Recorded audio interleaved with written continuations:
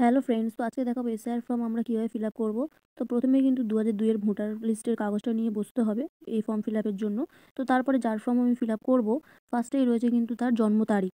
তো তাহলে তার জন্ম তারিখটা এখানে দিতে হবে। তারপরে কিন্তু রয়েছে আধার নম্বর ঐচ্ছিক, তো এটা দেওয়া যায়, আবার না দিলেও কোনো সমস্যা নেই। তারপর রয়েছে মোবাইল নম্বর। তারপরে কিন্তু আছে পিতার বা অভিভাবকের নাম। তারপরে রয়েছে পিতার বা অভিভাবকের এপিক নম্বর যদি থাকে, তো যার ফর্ম আমি ফিল আপ করছি তার পিতা যদি বেঁচে থাকে তারপরেই কিন্তু তার পিতার এপিক নম্বর এখানে দিতে হবে। না বেঁচে থাকলে দেওয়ার দরকার নেই। তারপর তার মায়ের নাম, মায়ের ব্যাপারটাও সেম, যদি বেঁচে থাকে তাহলে এপিক নম্বর দিতে হবে।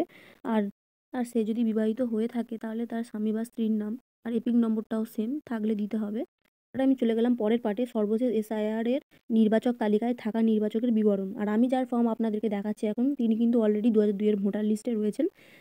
তাই সেখান থেকে তার নামটা আমি নির্বাচকের জায়গায় লিখলাম। তো এপিক নম্বরটা নিলাম, তার পাশেই রয়েছে তার আত্মীয়ের নাম, এই যে দেখতেই পাচ্ছ। তারপর তার আত্মীয়ের নাম, তারপর লিখলাম তার সম্পর্কে কে হয় সেটা। তারপর কিন্তু দিতে হবে যে যার জেলা, যে যার রাজ্যের নাম। তারপর কিন্তু বিধানসভা ক্ষেত্রের নাম, এই যে, তো এখানে দিয়ে দিলাম। তারপর রয়েছে বিধানসভা ক্ষেত্রের নম্বর, এই যে, এটাও এখানে দিয়ে দিলাম। তো তারপর রয়েছে কিন্তু অংশ নম্বর, এটাও এই 2002 এর ভোটার লিস্টে রয়েছে। তো সর্বশেষ কিন্তু রয়েছে ক্রমিক সংখ্যা। তো এটাও কিন্তু এই যার ফর্মে ফিল আপ করছি সেই ব্যক্তিরই 2002 এর লিস্টে যে নাম রয়েছে তার একদম বাম সাইডেই কিন্তু সেই নামের পাশেই থাকবে ক্রমিক সংখ্যাটা। তো সেটা নেব আর এখানে বসিয়ে দেব। আর সবার শেষে কিন্তু যার ফর্ম তার কিন্তু এখানে একটা সাইন করতে হবে, ব্যাস তাহলেই শেষ এসআইআর ফর্ম ফিল আপ। এরপর কিন্তু রয়েছে এসআইআর এর সেকেন্ড পার্ট, অর্থাৎ 2002 এর ভোটার লিস্টে যাদের নাম নেই তাদের ফর্ম কীভাবে ফিল আপ করবেন, তো সেই বিষয়েই আরও একটা ভিডিও নিয়ে আসলাম। তো মনে করুন এই ব্যক্তির 2002 এর ভোটার লিস্টের কাগজে নাম নেই।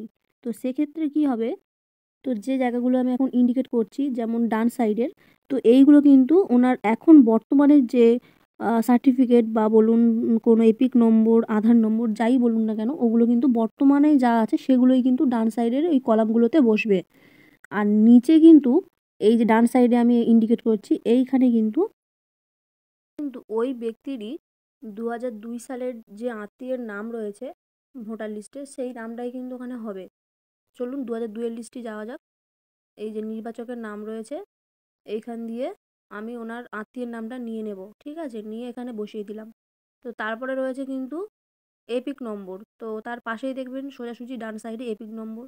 এরপরে কিন্তু রয়েছে আত্মীয়ের নাম। তো 2002 সালে ভোটার লিস্ট থেকে যে ব্যক্তির নাম আমি নিয়েছিলাম তারই আত্মীয়র নাম কিন্তু এখানে দিতে হবে। তো তারপরে রয়েছে সম্পর্ক, তো যে সম্পর্ক হয় সেটাই দিতে হবে। তারপরে জেলা, তারপরে কিন্তু রাজ্যের নাম, তারপর রয়েছে বিধানসভা ক্ষেত্রের নাম, এই যে, যেটা ইন্ডিকেট করছি এখন সেটাই দিতে হবে, যে যারটা আর কি। তারপরে বিধানসভা ক্ষেত্রের নম্বর, সেটাও এই বাম সাইডেরই লেখা আছে উপরে, হয়ে গেল। তারপরে কিন্তু রয়েছে অংশ নম্বর, তো এটাও কিন্তু ওই 2002 এর লিস্টের একদম ডান সাইডের ওপরে দেওয়া আছে, তো সেটাও দিয়ে দিলাম। তারপরে কিন্তু সর্বশেষ ক্রমিক সংখ্যা, এটাও কিন্তু রয়েছে আমার 2002 সালের ভোটার লিস্টের কাগজে। তো এই ব্যক্তির আত্মীয় নাম অনুসারে যেহেতু ওনার ফর্মটা যেহেতু আমি ফিল আপ করছি, তো সেই ব্যক্তিটি কিন্তু একদম নামের বাম সাইডে ওপরে ক্রমিক নম্বর লেখা রয়েছে। তো সেই নামে সোজাসুজি যে নম্বরটা রয়েছে সেটা নেব আর এখানে বসিয়ে দেবো। তারপরে যার ফর্ম সে এখানে একটা সাইন করবে, ব্যাস SIR form fill up complete. আর এই ভিডিও দেখে আপনারা যদি কেউ উপকৃত হন তাহলে প্লিজ চ্যানেলটা সাবস্ক্রাইব করুন।